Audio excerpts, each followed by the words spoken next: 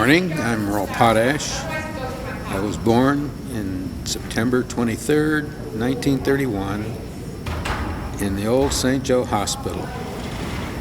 At that time, my family lived on 19th and H. Don't ask me to describe the house. I don't remember it. The next house that I remember is on 33rd Street near Martha, across from the Omaha Home for Boys. And we lived there until, it was actually a duplex that we lived in. And next door to us were the Harris family from South Omaha they had a clothing store in South, a women's dress store in South Omaha. And their sons were Gerald and Arthur.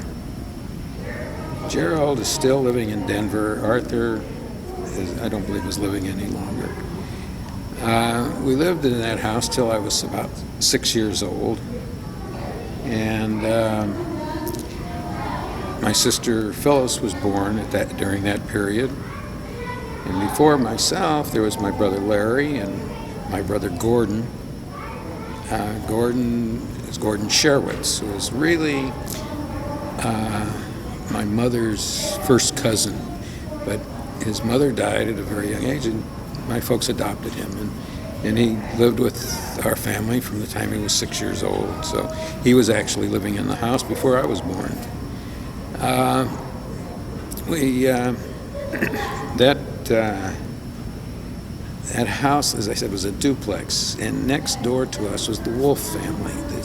Mr. Wolf worked for the World Herald, and they had about 12 kids in the family. And the Harris's actually owned the duplex. When they sold the duplex to somebody else, and we eventually moved out, we went back to that house, and there was a fence. I should go back a little bit. We had a common driveway between this duplex and the Wolf house. And I came back a year or two after we moved out of there, and the new people that lived in that duplex or bought the duplex put a fence up right through the middle of the driveway, so that the only access to the garages, you had to go through the alley and squeeze around and so on. But I always thought that was the most ridiculous thing when they put that fence right up the middle of the driveways. Nobody could use it. Anyway,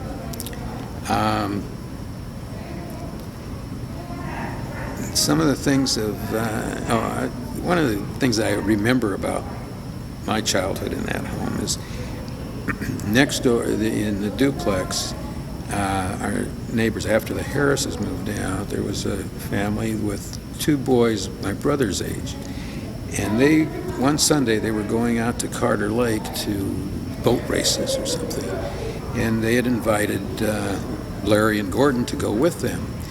And I remember them getting in the car, and even before they left, I had asked my parents, can I go with them? And they said, well, sure, you can if you get invited. So I'm out there standing on the sidewalk watching them get in the car to leave, and nobody was inviting me. They finally invited me to come. So I ran back in the house. Mom and Dad, can I go? I'm going. But I thought that was the strangest thing for me to do. I was premature in getting permission to go before I was even invited. But anyway, I remember going to that boat races. From that house, we moved to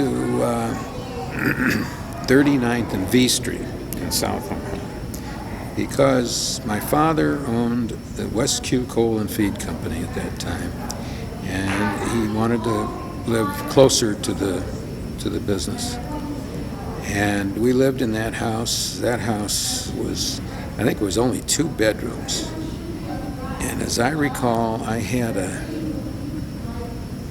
slept out in the dining room or something. It was a strange setup. 1 bathroom and 2 bedrooms in this house. But outdoors we had apple trees, and cherry trees, and grapevines, and a cave that my mother used to store her canned goods in. It was out in the backyard. This was, in South Omaha, I guess they had a lot of that kind of stuff. But we lived in that house not too long. But I was 6 years old when we moved there, and I started at Corrigan School. And my brother Larry was there for 1 year. He graduated from Corrigan. And from there, we moved to 39th and Q Street, which was closer to my dad's business. And it was a very nice house. It was a bigger house and more room and so on. So we lived there. And one of the strange things while we were living there,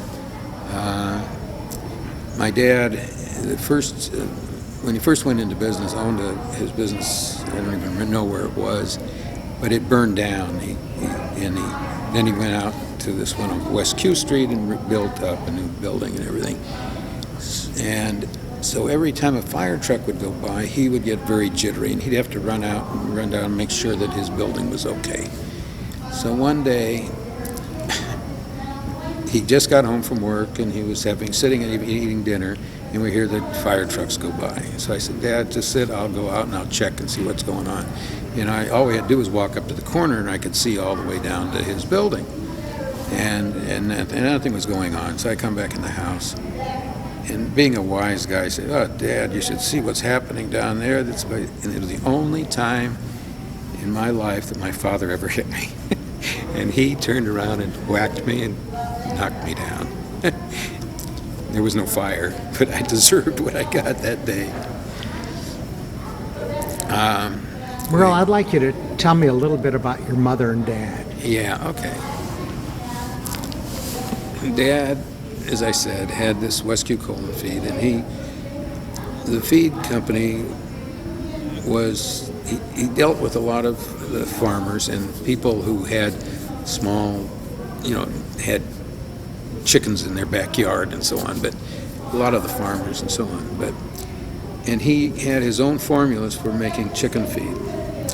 And in his business, he also sold baby chicks. And we would raise all the ones that were not perfect. He wouldn't sell any that weren't perfect. So those we always culled out, and we raised those ourselves in the back of his building. The building no longer exists, by the way. It was on the middle of a viaduct on Q Street, West Q Street, west of 42nd Street. And there was no running water out there. We had to pump the water. Even if we had to go to the restroom there, we went to a latrine on the back. Anyway, but we used to raise our own chickens there. And we had gardens out in the back of that place. And then, of course, there were the coal bins where he sold coal out of out in that back area, too. Merle, wasn't that the time when you sold small quantities of coal rather than large truckloads? No, he was selling large trucks. He might have had bags of coal that he would sell, but not that much. It was usually truckloads that he would sell, it was a pretty good sized business that he had. Of course, after a while, the coal business went out of the picture, and he concentrated more on the feed for chicken and cattle and so on. And as I said, he mixed his own feeds and so on. And at the time I was 10 years old, I worked for him, worked there. And I remember my first job was with a whisk broom dusting off the bottom of the feed bags, because I didn't want those to go out dirty with you'd have to drag them across the floor and they'd get dirty, so you'd stack them up. Well, I wanted all that dirt whisked off, and that was my job as a 10-year-old. Of course, later on, I was doing more stuff. And remember, he had, I told you, raised chickens there.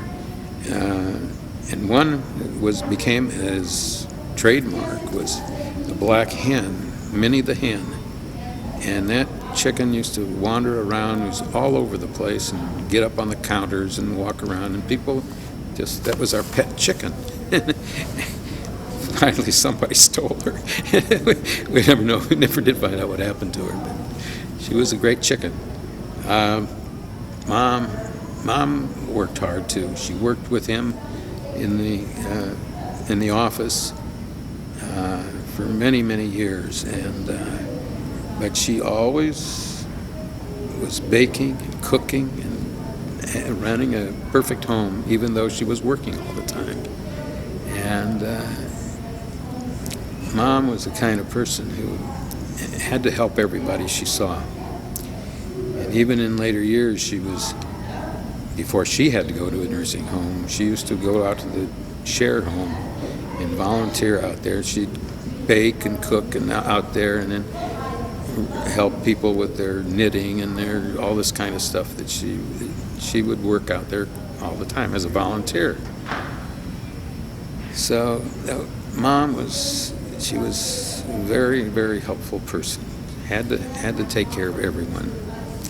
In fact, here at the synagogue, we always talk about Lucy here. I remember that when Lucy first started, Mom would come over and she would help Lucy to show her recipes and help her with the kashrut and all that kind of stuff, along with other women. But that was one of the things Mom used to enjoy, is helping Lucy get started. Until she wasn't able to do any of those things anymore, she would be over here at the synagogue baking and helping out.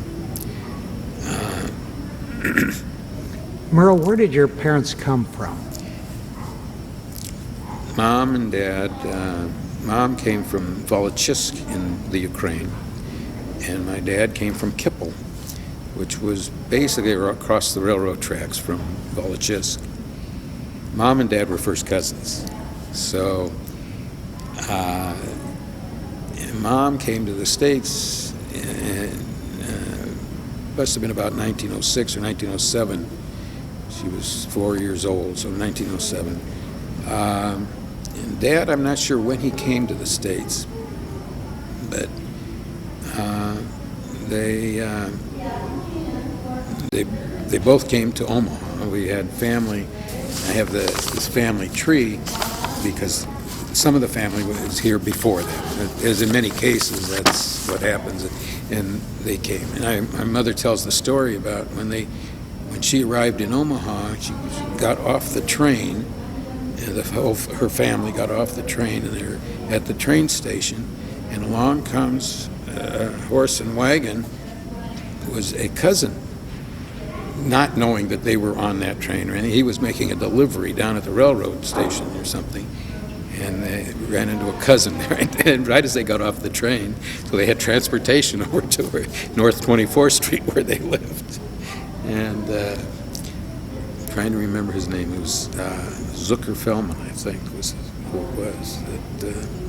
Did your mother come over with any siblings? Yeah.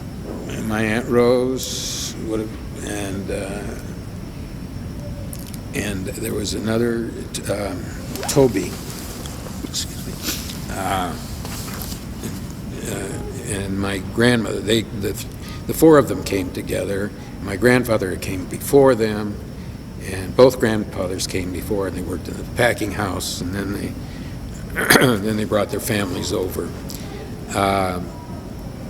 But my grandmother, Daba, brought my mother, my Aunt Rose, and this Aunt Toby, who I never knew. She died in the influenza 1917 or something.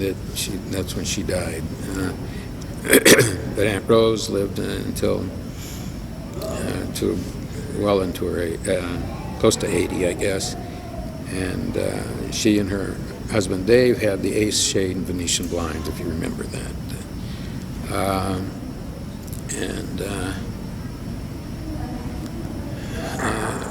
How about your father's side of the family? Okay, my father's side was Uncle Morris, Uncle Joe. I think they were all born in Europe. And my Aunt Esther Kaplan, I think all of them were born in Europe, in Kippel. But I wanted to finish with Mom's side of the family. Once they got to the States, there was my Aunt Edith Rosenblatt, my Uncle Jack Dolgoff, who is still living here at the home, the Blumkin home. He's at the Livingston. And my Uncle Melvin Dolgoff, who passed away several years ago. But those three were born here in the States. So they had 6 children.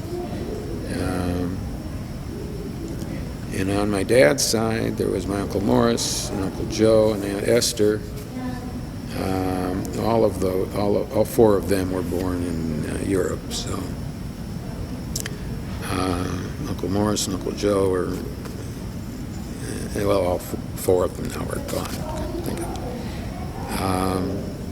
But Aunt Esther had a daughter, Merle Kaplan, that maybe you would have known, that grew up here in Omaha but now lives in San Francisco.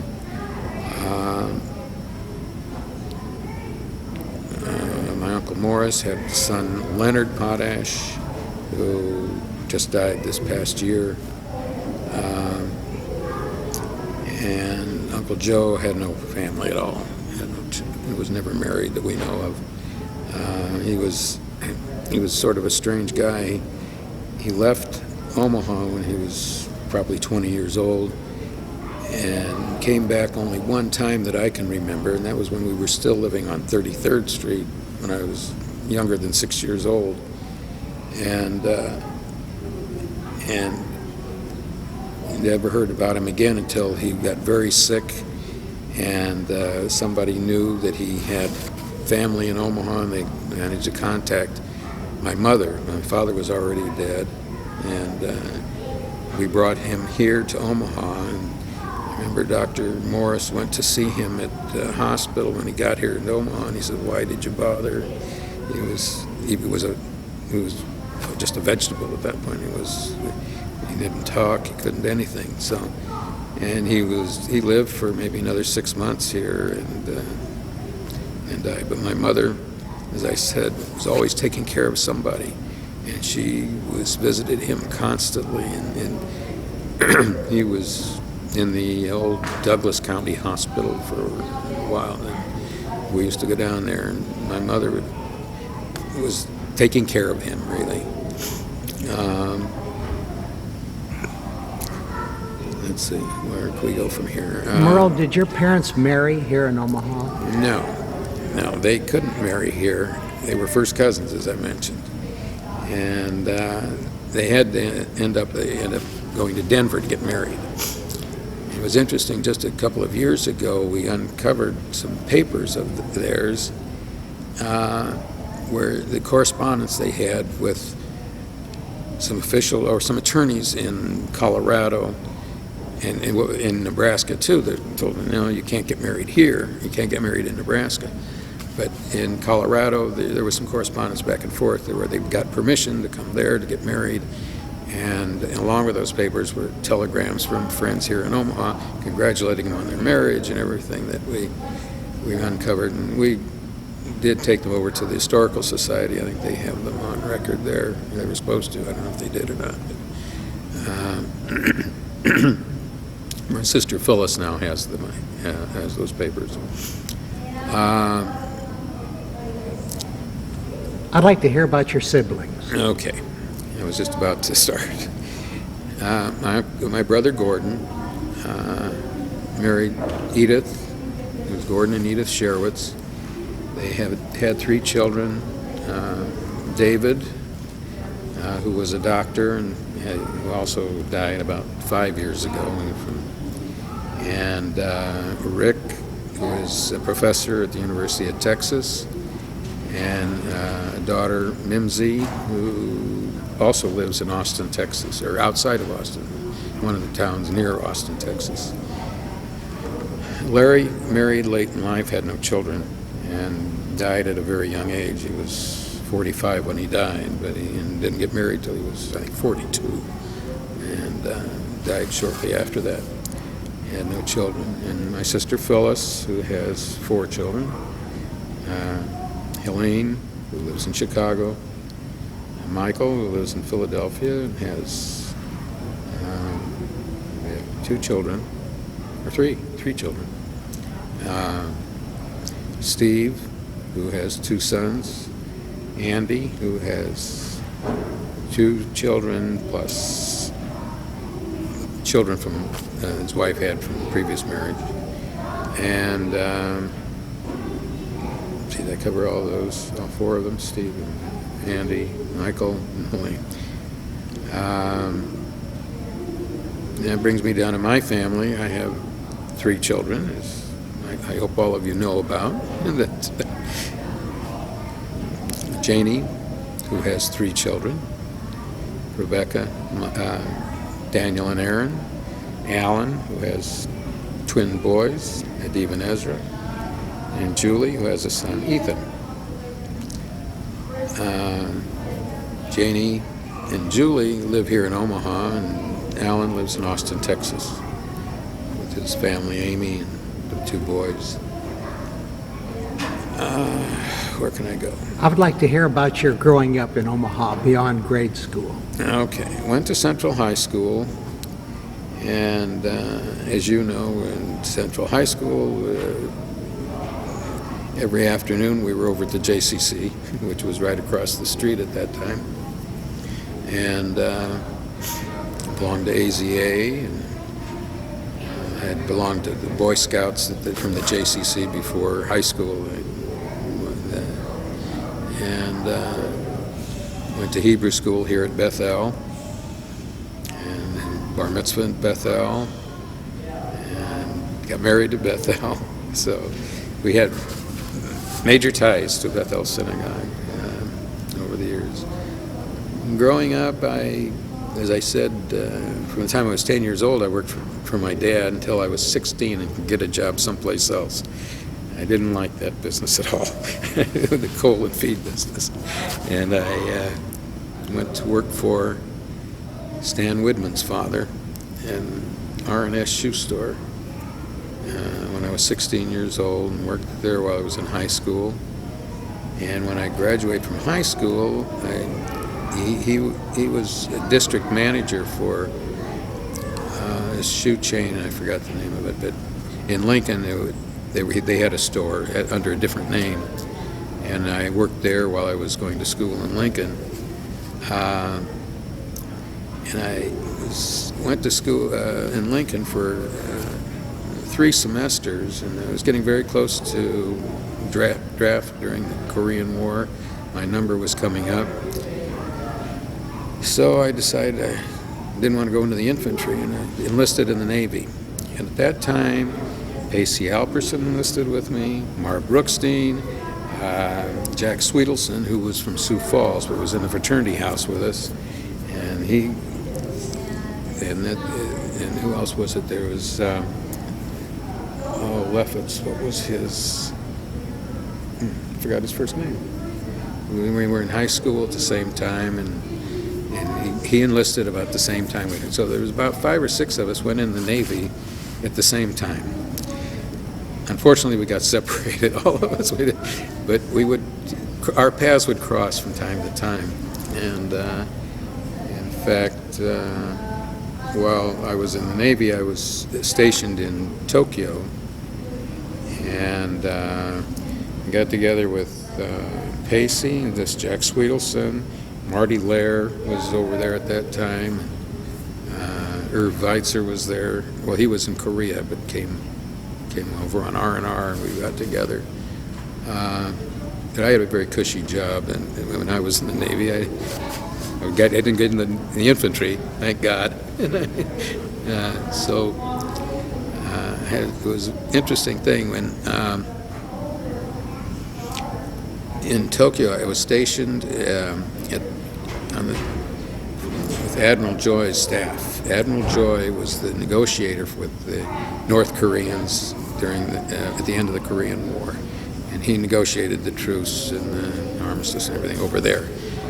So, but the staff stayed in Tokyo, but we had to go on courier duty, take information, correspondence, and material over to him every night.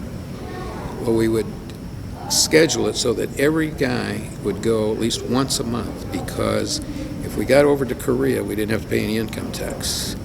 So at least get over there once a month so you didn't have to pay any taxes that month. So I remember making trips back and forth to Korea, but it'd be overnight is all. I didn't have to spend any time there. And just on courier duty. Spent 4 years in the Navy. After 2 years in Tokyo, I came back to the States and was home on leave.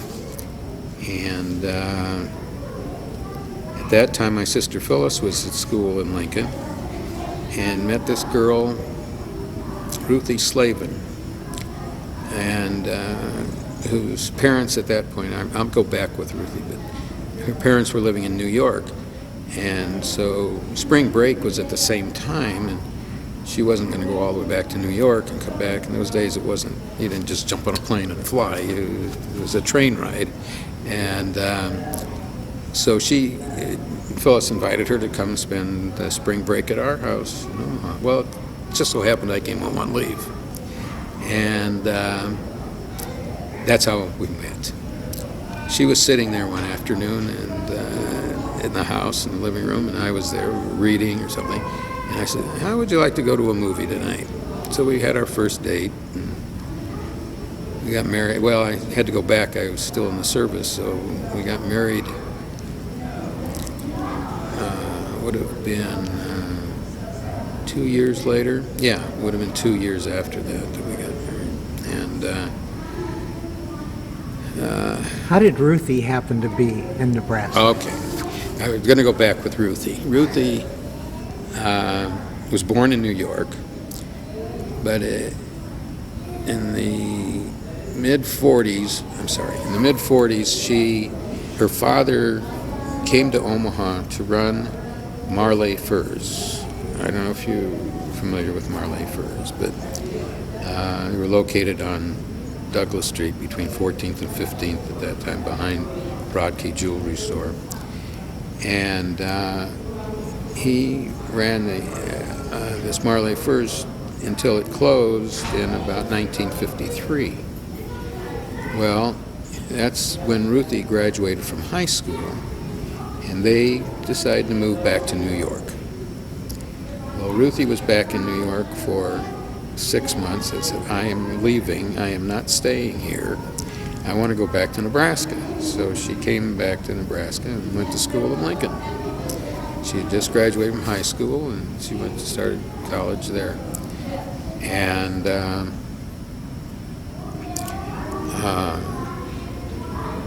so she continued while I was in the service. And then when I got out of the service, she came back to Omaha and actually lived with my folks there, and quit school. Well, she got her job at Mutual of Omaha, and she went to school at night, went to night classes and so on. And then when we got married, she continued working and going to school. Finally got her teaching degree. I don't remember how long it actually took before she got her teaching degree, but then she taught school for 15 years and then retired from that. And she had a little business of her own for a little while, and then she started doing some substitute teaching, and now she teaches English as a second language. So teaching was really her field, and she teaches English as a second language to adults. And she's a terrific gal. Most guys, if they go out to get their wives a gift or something, they'll go to Borsheim's or some other jewelry store and bring home a nice bracelet or necklace or something. I go to Lowe's or Menards, buy her tools. She's a do-it-yourselfer. She just finished a project redoing our basement in our house. We've lived in this house 45 years, and it had been finished. The basement had been finished when Janie was bat mitzvah. I think we had it finished so we could have her bat mitzvah party in the house. But she redid the basement this past year, built cabinets, and redid the paneling. So anyway, she's got a full set of tools. She's got table saws, she's got electric drills, she's got saws, rotary saws. And I was just in Florida, so I had to bring a gift back from Florida when I was down there. So I went into Sharper Image. Anyway, and they had a special tool kit there that had real fine tools, and stuff that she could use. She has a little trouble handling the big, heavy things, so these were small things, and brought that back. Oh, she was so thrilled with that. She thought that was the greatest gift to get. So I get by pretty cheap now buying gifts for my wife. I want to hear, going back, Merle, I'd like to hear about your actual bar mitzvah. My bar mitzvah, well, it was at Bethel, and it would have been Chol Hamoed Shabbat in Sukkot in 1944. Yeah, 44.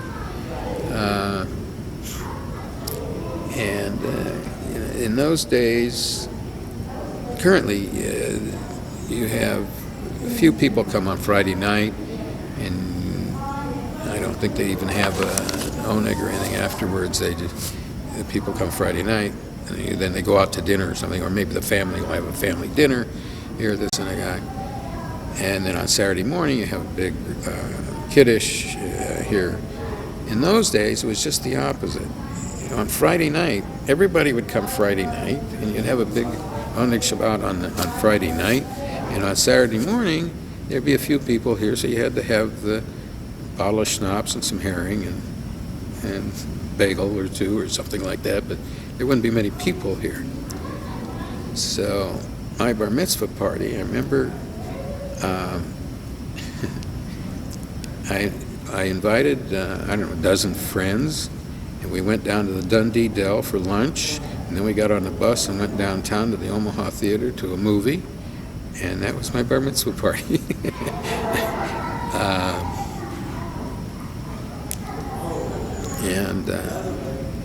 But I don't know, Bethel has been a big part of my life, as I mentioned before. And eventually I became executive director here at the Bethel, and then retired from that in 1991. But I guess I should go back in my history a little better than that. When I got out of the Navy, I always like to tell the story when I got out of the Navy. This was, the Korean War had ended, and they were starting to discharge people early. I had enlisted for 4 years, but I had about 4 months to go on my enlistment, and an order came through that any men that were to be discharged within a 4 or 5 month period, and were going to go to school, could get early discharge. This came out in August or something. So I went up to the captain of the ship. I was the senior yeoman on the ship, so all the administrative stuff came through me. And so I took this order up to the captain, and I said, we might have a few guys that qualify for this. I think I qualify for it. He says, well, you better get the word out to everybody because we're leaving port tomorrow to go back to Japan. And I said, okay, so I got the word out. We had a crew of about 150 men. 75 of them qualified for this early discharge. I don't know what they did because we all walked off the ship the next morning before the ship left, and I don't know what they did to get back to Japan. But they left. We got off the ship and they left. And so we were at Treasure Island, and we all went over to the separation center.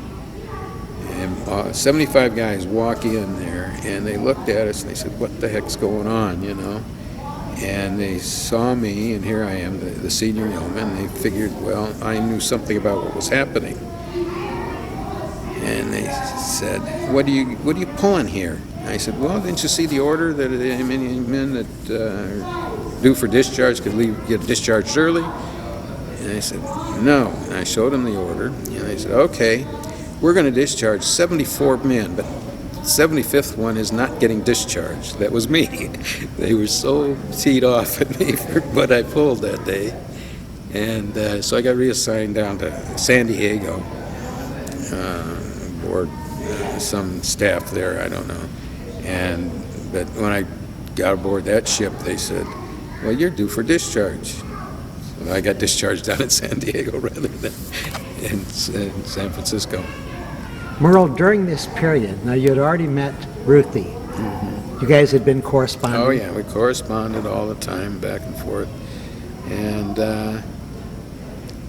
actually got engaged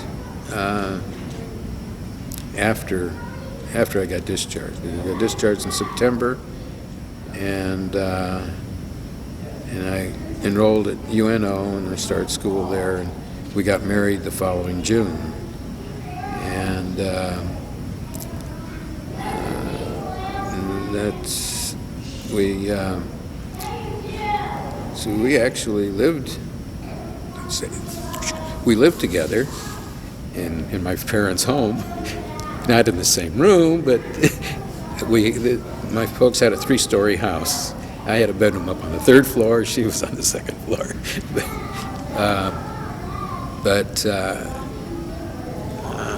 This was when, 1955.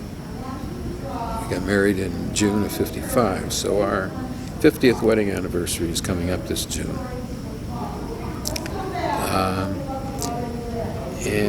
We bought a house, or as soon as we got married, we moved. In fact, her folks came down from New York a little early, so they were staying in that house before we actually got married. On 38th and Valley Street.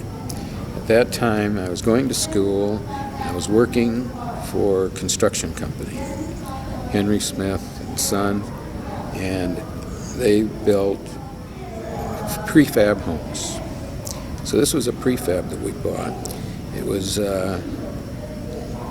less than 800 square feet. It was 3 bedrooms, a bath, kitchen, living room, and a utility room. No garage and no basement. Imagine a 3-bedroom house in less than 800 square feet. We lived there for 5 years and held on to it for, I don't know, another 10 years, maybe, renting it out, and finally sold it to one of the renters on a land contract. They ended up owning the house. But it was interesting. Right now I'm working for Gary Nachman in the mortgage business, and I saw a mortgage come through for a house. It wasn't that house, but a very exact house on the same street, So, because those prefabs those times were almost identical. Anyway, and the house had just sold for $90,000. We had paid $10,500 for that house. Of course, it was a few years difference there, but what it would have been almost 45, 50 years from the time we bought it until I saw this this sale come through on it. But I thought that was the greatest thing in the world, that house had 900% gone up. But then we built a house in Keystone, and we've lived there for 45 years. We designed the house ourselves, and as I said, I was working for a construction company, and they were very helpful to me in getting the house built. And we built the house, and we've lived there ever since. We just finally, about 5 years ago, did some upgrading on it. Redid the kitchen and the bathrooms, and as I said, Ruthie is she's already finished with 50% of the basement. She still has one big room that she's going to be working on that she wants to redo. And she fixed up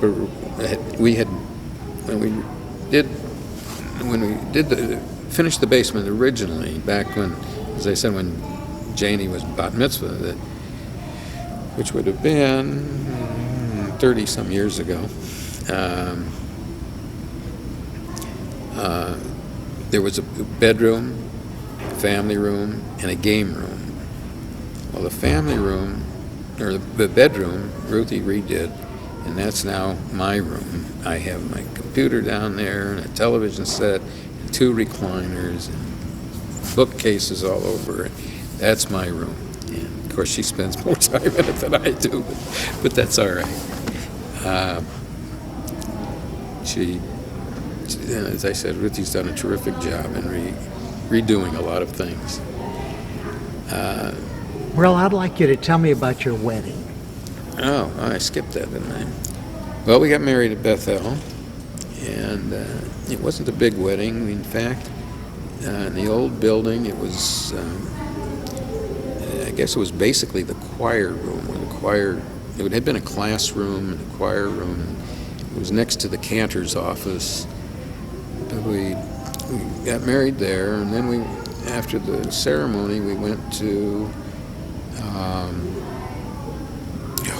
Fireside Restaurant over on 38th and Leavenworth, and we had a dinner there for the family and all the guests. And our honeymoon we went to Estes Park for our honeymoon. And Ruthie, I used to like to go horseback riding. So I said, oh, this is great. Well, let's go horseback riding. So we go over and rent a couple of horses.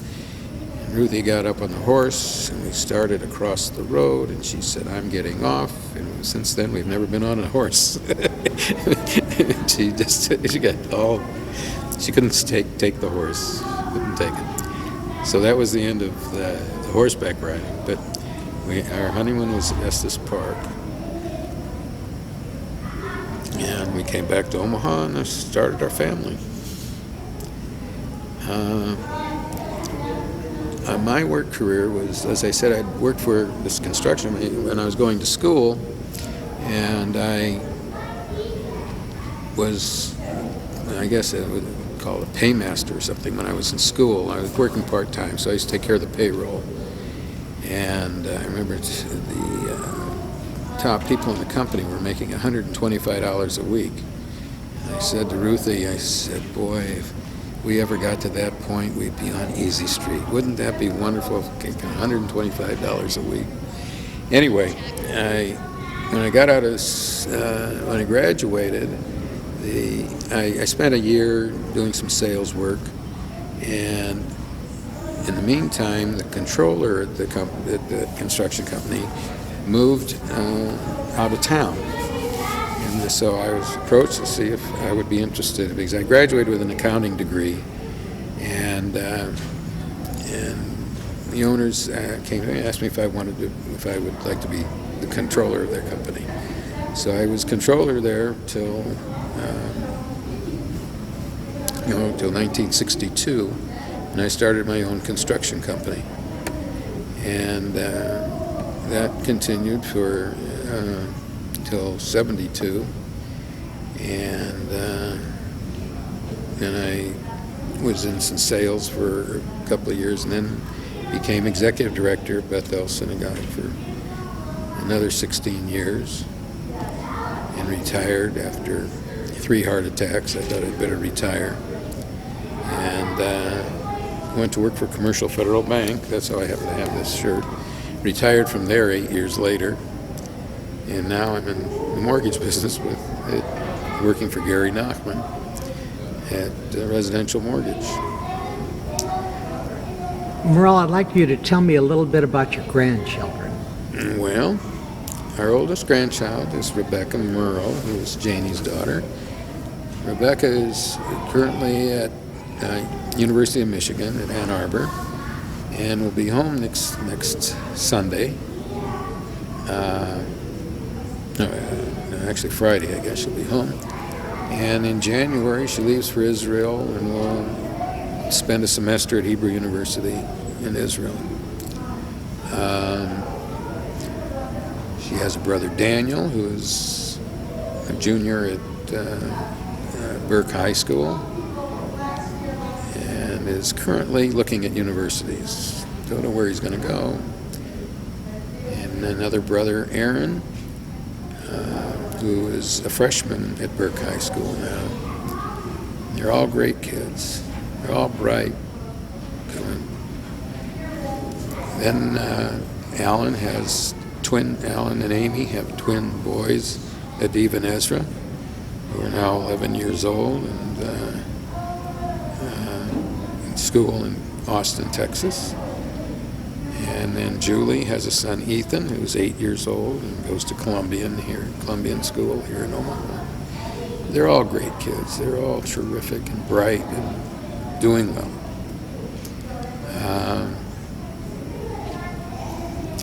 Janie is currently, I call her the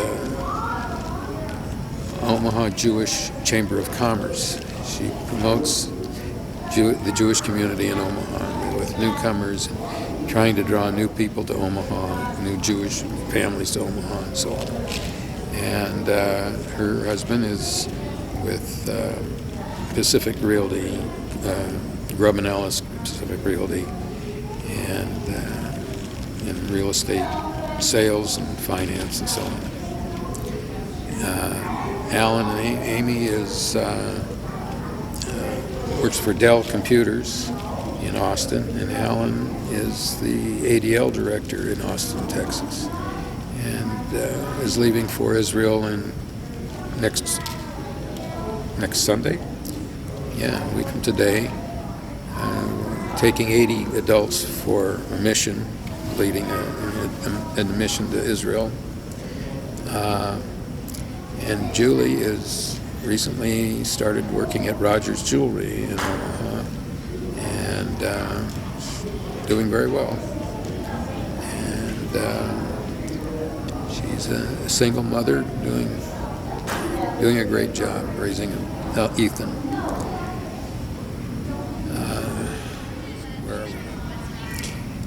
Now I'd like to say that I've come from a wonderful family, and I have a wonderful family. All of my wife and my children, my grandchildren, have made me so proud of everything that you do. And I love you all so much.